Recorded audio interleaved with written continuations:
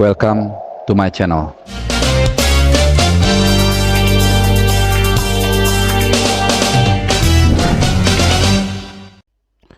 Salam sehat dan juga selamat hari Minggu teman-teman semua, subscriber maupun juga non-subscriber channel Bung Harpa. Kembali lagi setelah 2 hari absen karena ada sedikit urusan di Pulau Seberang. Kembali kita akan mengupdate, mengikuti juga perkembangan, membedah informasi terakhir seputar tim nasional kesayangan kita yang nampaknya mulai membuat keseruan Euro ini agak sedikit memudar. Ya, ini hari Minggu gue rekam sore-sore jam 5 kurang. Jadi 4-5 hari ya, masih menjelang round 3 drawing di Kuala Lumpur, yang nanti tentunya gue akan langsung ke sana untuk melihat suasana pengundian dan juga melihat bagaimana hasil drawing tersebut dengan siapa kita grup. Tapi menjelang drawing tersebut tentunya masih ada beberapa informasi, beberapa juga isu yang menarik untuk kita bahas dan kita ulas di sini. Jadi ada 2 topik yang akan kita obrolin di video gua kali ini. Yang pertama soal Martin Paes. Ini nggak terlalu banyak, mungkin sekitar 20-25%, dan sisanya nanti soal Sintayong atau kontrak dari pelatih Indonesia, timnas Indonesia Sintayong. Nah, kita awali dari Martin Paes. Seperti yang gue bilang tadi, nggak terlalu banyak yang gua akan paparkan di sini. Pertama, soal kenapa ini berlarut-larut dan kenapa dari kemarin udah gua update sebenarnya dari hasil kulikan gua, hasil pencarian gua itu bulan ini definitely tidak ada sidang soal Martin Paes. Ini berdasarkan yang gue cari ya di data Court of Arbitration of Sports, karena mereka selalu seperti mungkin di sini ya, pengadilan ya di pengadilan di kita lah, kita kan bisa lihat kasus yang sedang berjalan di pengadilan tertentu, kapan berlangsung sidangnya dan seterusnya gitu ya.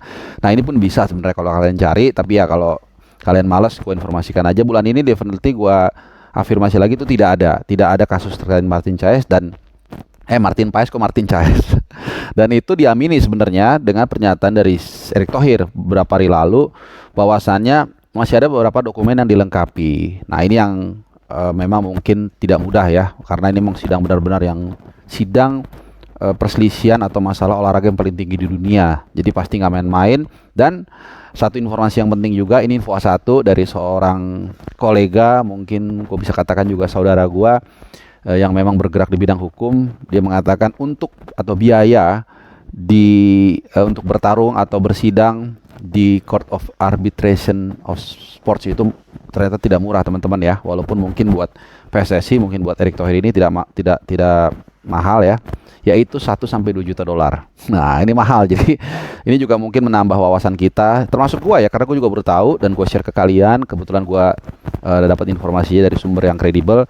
Jadi kalau sekarang dolar itu udah lumayan tinggi ya, 16.000, berarti sekitar 16-32 miliar. Nah, jadi bayangkan bagaimana perjuangan teman-teman PSSI, khususnya Bapak Erick Thohir. Ya, walaupun mungkin duitnya dari kas atau dari apa, kan tetap ini sebuah upaya yang dilakukan ya untuk bagaimana membuat tim nasional kita berjaya dengan memuluskan langkah Martin Paes membela kita. Jadi tidak murah teman-teman. Jadi proses alih warga negara, pewarganegaraan kalau istilah formalnya, kemudian juga karena ada kasus di sini ya, ada celah yang membuat Martin Paes tidak bisa membela tim nasional Indonesia. Artinya kita harus bertarung di CAS dan itu mengeluarkan biaya tidak mudah. Dan jangan lupa, ini belum lagi membayar lawyernya mungkin ya, atau bayar transportasinya, biaya akomodasi, transportasi dan seterusnya. Ini pasti mahal. Jadi tidak 1, 2, 3, 4, 5 miliar, bahkan tidak 10 miliar, puluhan miliar ya. Jadi harus ketika kita bagus, kita harus fair memuji, memberikan apresiasi. Ketika memang ada kekurangan, kita juga harus berani untuk mengkritik. Oke, itu pertama soal Martin Paes. Memang belum ada tabir yang terkuak secara clear, tapi paling nggak kita tahu ada di mana proses ini ya. Yang kedua, nah ini yang ditunggu-tunggu oleh kita semua dan membuat juga dakdikduk pecinta tim nasional Indonesia, karena kita sudah melihat ya dan juga merasakan bagaimana sentuhan dari Sintayong ini membuat tim nasional kita semakin baik, semakin juga punya karakter, permainannya juga semakin enak dilihat ya, meskipun Erick Thohir sedikit memberikan hints bahwa ya kemajuan sepak bola kita memang hasil kolektivitas. Gue setuju, bahkan termasuk juga kalian fans timnas Indonesia yang mulai semakin membaik, semakin beradab di stadion juga gue lihat sudah semakin respectful dengan tim nasional, dengan tim lawan dan lagu kebangsaan lawan. Jadi Sekali lagi kontrak STY itu memang sejatinya berakhir Agustus lagi Juni ini ya, akhir Juni ini ya. Tapi memang menurut informasi yang beredar pun kontrak sudah disiapkan, sudah disodorkan. Ya draftnya mungkin ya. Tapi karena STY saat ini menurut informasi juga dalam kondisi yang tidak sehat, sedang dirawat di sebuah rumah sakit yang tidak dibeberkan. Mungkin ini karena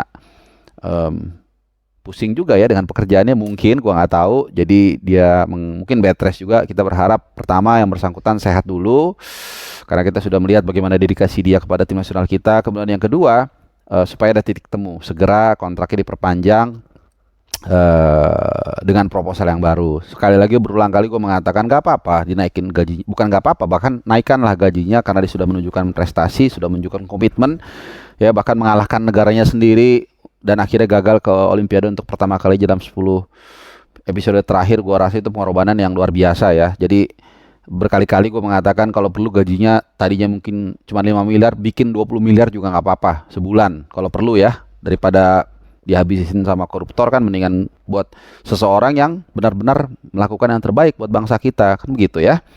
Karena ada istilah if you buy peanuts you get monkey ya. Kalau kalian kasihnya kacang ya dapatnya monyet gitu, tapi kalau kalian ngasihnya bagus ya pasti kan dapatnya bagus juga. Dan kita berharap ST segera sembuh, segera menandatangani kontrak yang terbaru, ada titik temu dan bisa memimpin tim nasional kita di kualifikasi Piala Dunia 2026 round 3 ya. Walaupun kemungkinan nanti pas undian round 3 itu di Kuala Lumpur hari Kamis nanti ya, dimana sekali lagi gua akan datang, itu ST tidak akan hadir di sana karena masih dalam perawatan. Erick Thohir yang ada di sana. Mudah-mudahan, nah ini dia makanya keuntungannya mensubscribe channel Bung Harfa. Mudah-mudahan nanti gue bisa langsung memberikan info A1 dari Bapak Erick Thohir, kira-kira apa aja yang mau ditanya, apakah soal Martin Paes, soal STY, soal macam-macam.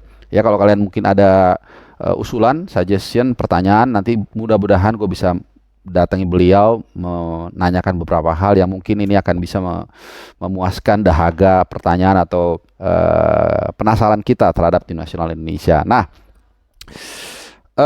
gue rasa itu dulu ya update terkait dengan tim nasional Indonesia, walaupun topiknya ringan-ringan aja dan tidak terlalu banyak. Mudah-mudahan ini bisa memberikan insight buat kalian atau pencerahan sehingga kita terus mendukung tim nasional kita, mendukung di saat yang sama juga mengkoreksi kalau ada yang kurang. Oke, terima kasih sudah menyaksikan video gue kali ini, dan jangan lupa, berkali-kali gue ingatkan, jangan lupa like videonya, kemudian subscribe dan nyalakan loncengnya, karena video gua selalu hadir seperti yang tidak terduga, seperti yang flash, bisa cepat, bisa muncul tiba-tiba, bisa juga menghilang tiba-tiba. Terima kasih dan sehat selalu buat kalian.